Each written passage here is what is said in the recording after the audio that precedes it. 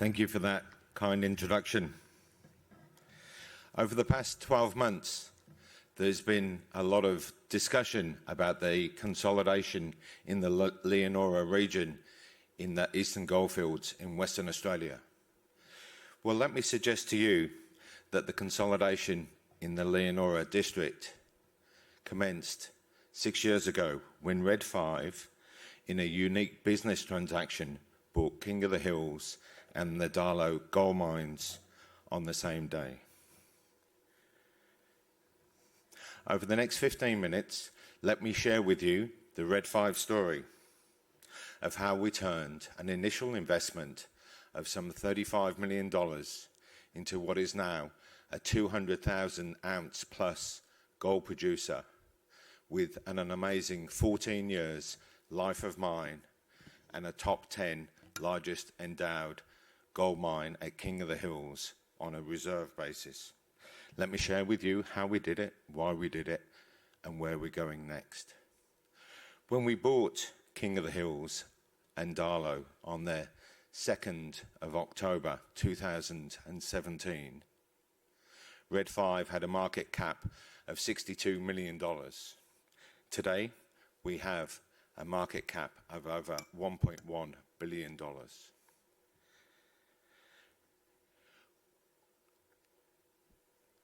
The board worked with courage and conviction to be able to purchase these two assets. We saw the opportunity to be able to fill the mill at Darlot, to be able to gain efficiencies and economies of scale.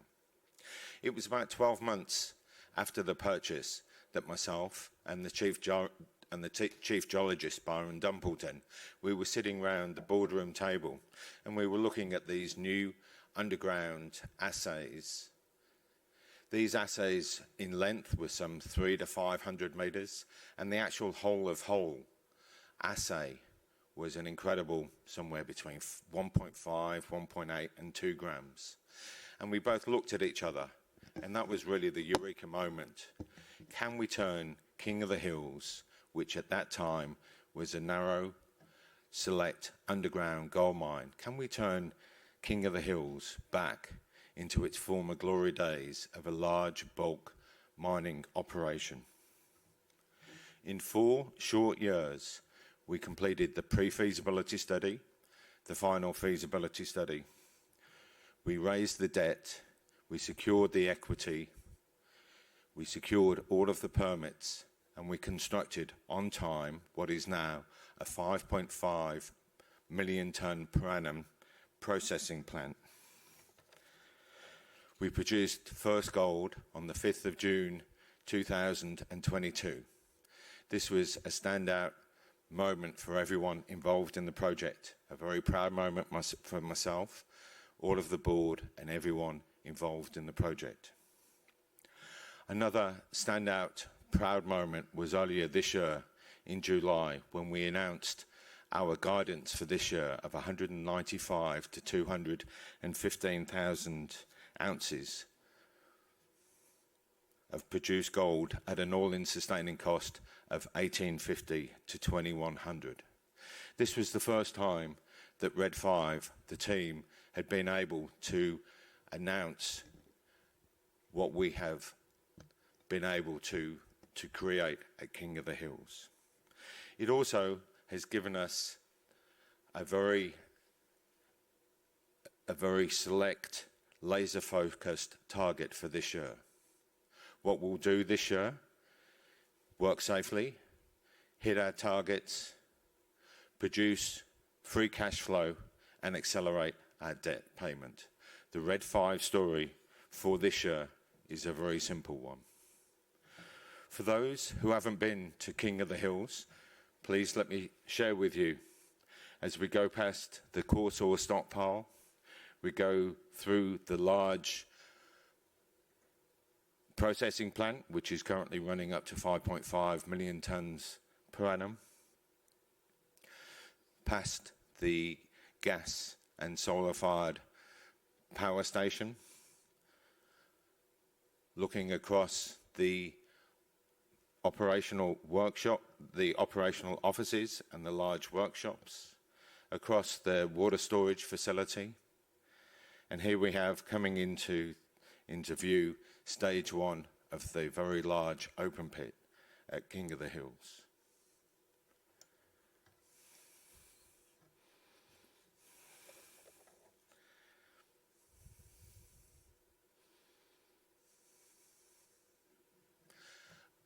As in life, not everything goes according to plan.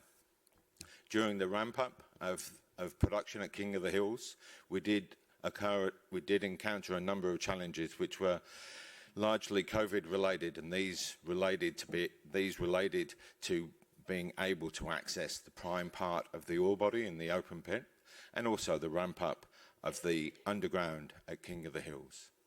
However, these challenges were overcome in February of this year. In February of this year, we were able to hit the prime part of the open pit ore body and also ramp up the King of the Hills underground. This enabled us to be able to mine more ore tons than we can process.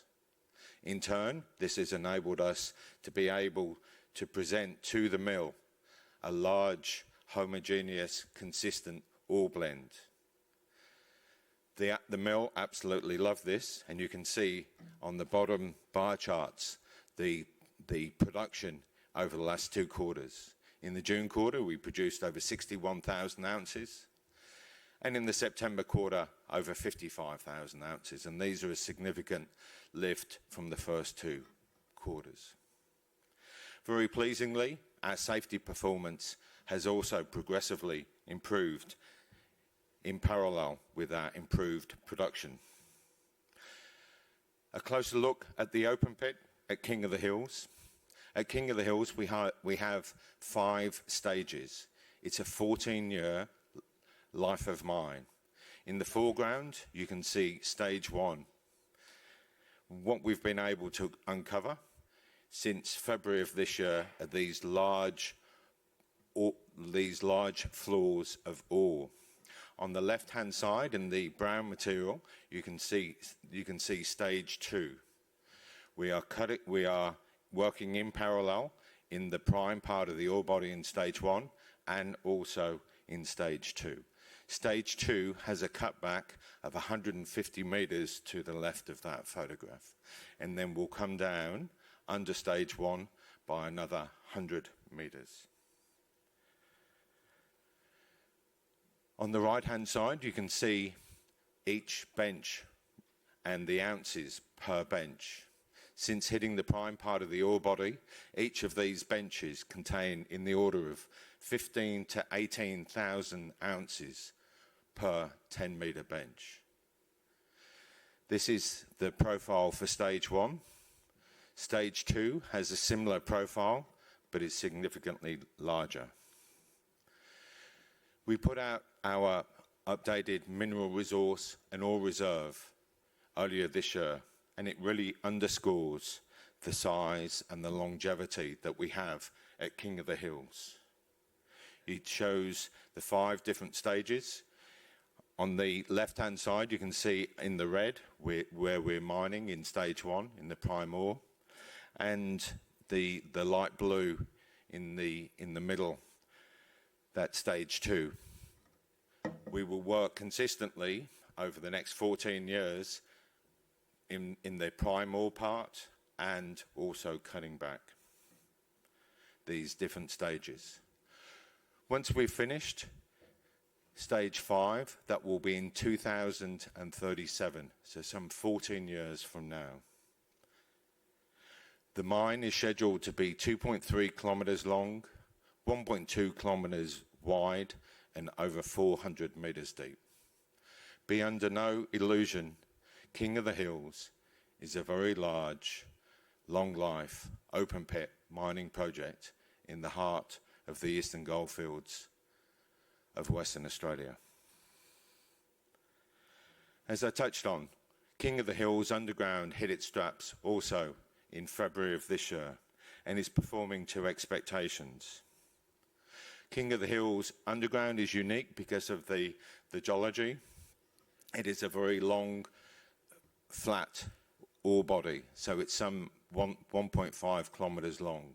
And that gives us a number of advantages, including the grade control drilling. So when we were putting the budget together for this year, over 85% of this year's mine plan was already grade controlled. So that gives us the confidence that we'll be able to hit our targets for this year.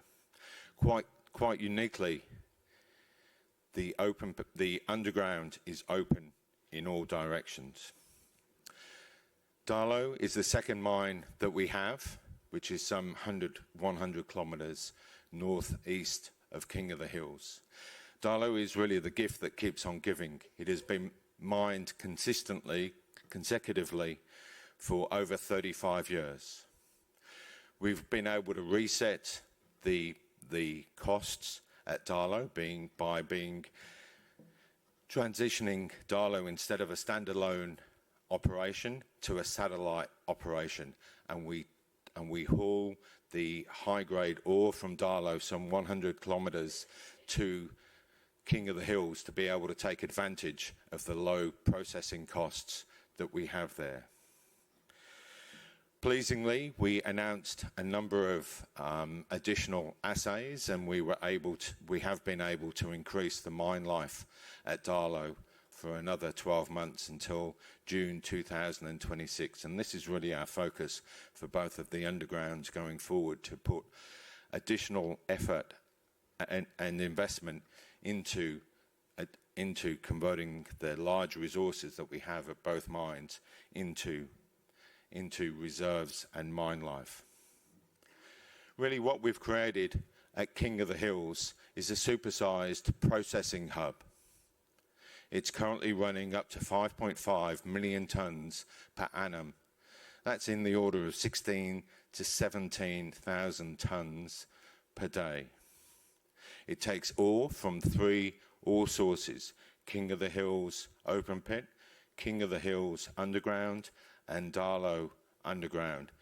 They're very homogeneous and blend very well. We say tongue-in-cheek, what we've created is King of the Mills in the Leonora district. Because of the large economies of scale that we have at the processing plants, the relative low-cost power inputs, and also these very favourable metallurgical properties, we have a strategic advantage within the Leonora region regarding our size and our milling cost profile. If we have a look at Red 5 compared to our peer group on an enterprise value by reserve ounce, I believe Red 5 is a standout value opportunity. Currently, we have a value of some $400 per reserve ounce on an enterprise value. If you have a look at this compared to our peer group, in particular Capricorn and Gold Road, their journeys are several years ahead of us. They are significantly higher based on this metric. So I believe that by delivering safety, production, hitting our targets for the next 3 quarters, generating free cash flow, accelerating our debt payment, we will continue to re-rate. So thank you very much for your attention this morning, ladies and gentlemen. I hope you have enjoyed listening to the Red 5 story of where we've come from, how we've done it, and where we're going next. Thank you.